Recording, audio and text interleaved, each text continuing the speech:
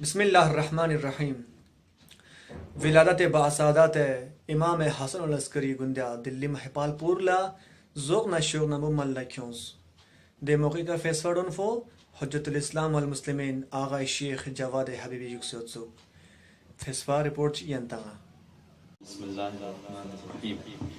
الحمد للہ رب العالمین والصلاة والسلام علی اشرف الانبیاء والمرسلین وعلی آل بیتہ الطیبین الطاہرین واللعنة على أعدائهم أجمعين من الآن إلى قيام يوم الدين. أما بعد فقد قال الإمام حسن العسكري عليه الصلاة والسلام: خصلتان ليس فوقهما شيء، الإيمان بالله والنفع الإخوان. سب سے پہلے آپ تمام حضار مجلس میں موجود مومنین جوانوں کی خدمت میں امام حسن عسکری علیہ السلام کی یوم ولادت کے حوالے سے ہدیہ تبریک پیش کرتا ہوں، اور ان کے فرزند ہمارے اور آپ کے وقت کے امام حسن امام مہدی عجل اللہ تعالی فرجہ الشریف کی خدمت میں، اور تمام مراجع کرام بالخصوص رہبر معظم انقلاب اور آیت اللہ سیستانی کی خدمت میں، اور آپ تمام حضار مجلس کی خدمت میں تبریک پیش کرتا ہوں.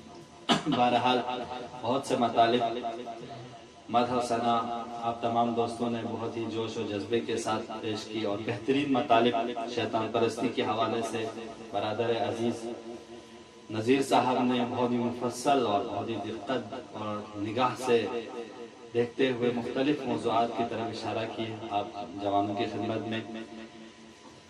لہٰذا جب ان کی اس بات کو سنی اور ان کے لیکچر کو سنی اور آپ لوگوں کے مدح و ثنا کو سنی تو مولا امام حسن عسکری کی یہ حدیث یاد آئی کہ انہوں نے فرمایا کہ بہترین چیز دو خصلتیں ایسی ہیں کہ جس سے بڑھ کر کوئی اور شے نہیں ہے.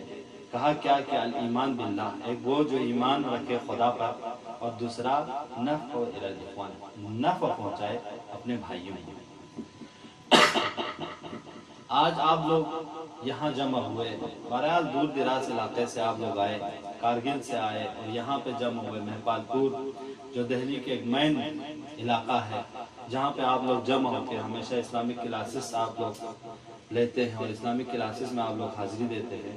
یہ سب نفع الاخوان ہے، فائدہ پہنچانا ہے اپنے بھائیوں کو، اور ایسا ماحول کریٹ کرنا جہاں پہ ایک دوسرے سے فائدہ پہنچا سکے. دوستو ہم اور آپ ایسی ہی بات بہت کر لیں گے، لیکن میک پہ آ کے بسم اللہ الرحمن الرحیم کہنا بہت بڑے نیک کام ہے.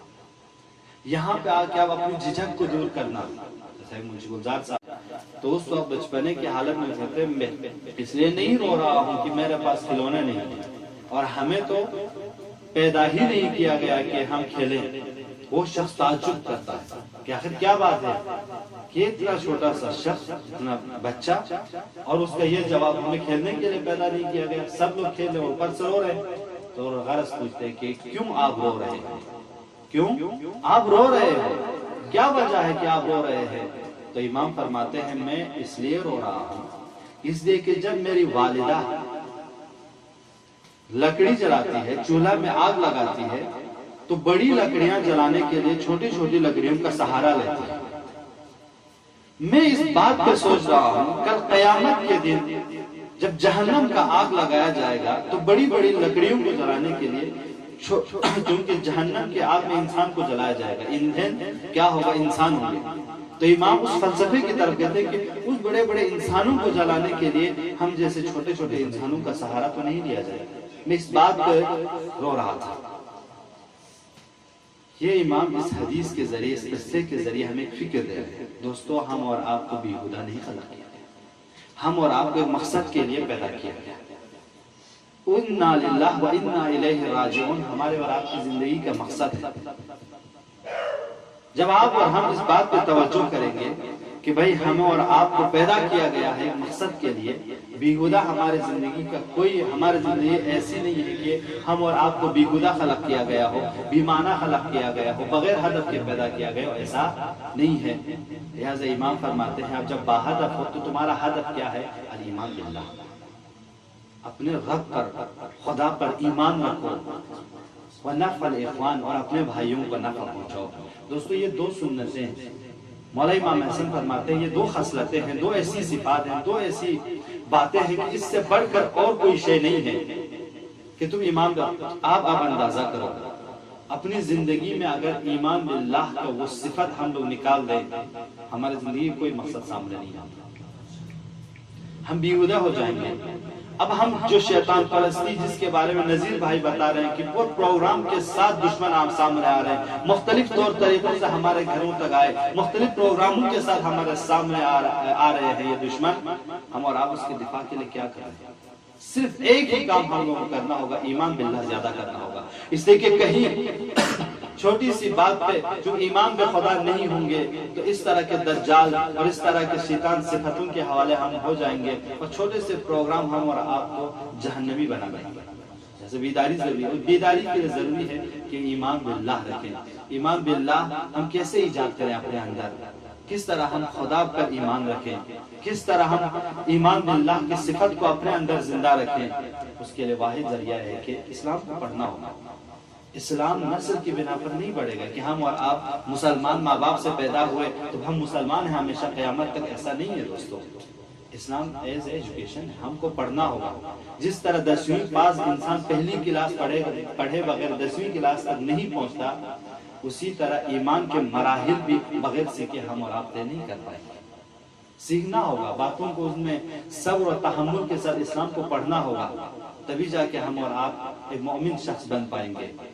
لہٰذا امام حسن عسکری فرماتے ہیں لہٰذا رسول گرامی اسلام فرماتے ہیں بہترین شخص انفع الناس، افضل الناس ما انفع الناس، افضل ترین اور بہترین شخص وہ ہے جو لوگوں کو فائدہ پہنچائے۔ ہمارا یہاں پہ یہ صفتیں ایجاد کرنی ہیں، اور یہ صفتیں بغیر ایجاد کیے، بغیر حاصل کیے آپ نہ ڈاکٹر بن سکتے ہو، نہ انجینئر بن سکتے ہو، ایسے بغیر سیکھے، بغیر سمجھے آپ مومن بھی نہیں بن سکتے، متقی بھی نہیں بن سکتے۔ یہ سب سیکھنے والی باتیں ہیں، بغیر سیکھے صرف سنے یہ نہیں ہو سکتا دوستو۔ لہٰذا ان چیزوں پہ انشاءاللہ توجہ کریں تاکہ ہم دوسروں کو فائدہ پہنچا سکیں، اور جب فائدہ پہنچانے کی صفتیں ہم میں ایجاد ہوں گی تو اپنے اندر وہ کوالٹی ہم ایجاد کرنے کی کوشش کریں گے۔ ہم علمی، ہم فکری، ہم اقتصادی، ہر طرح کی چیزوں میں ہم سوچیں گے کہ ہم ہمیشہ لینے والا ہاتھ نہ رکھیں بلکہ دینے والا ہاتھ رکھیں۔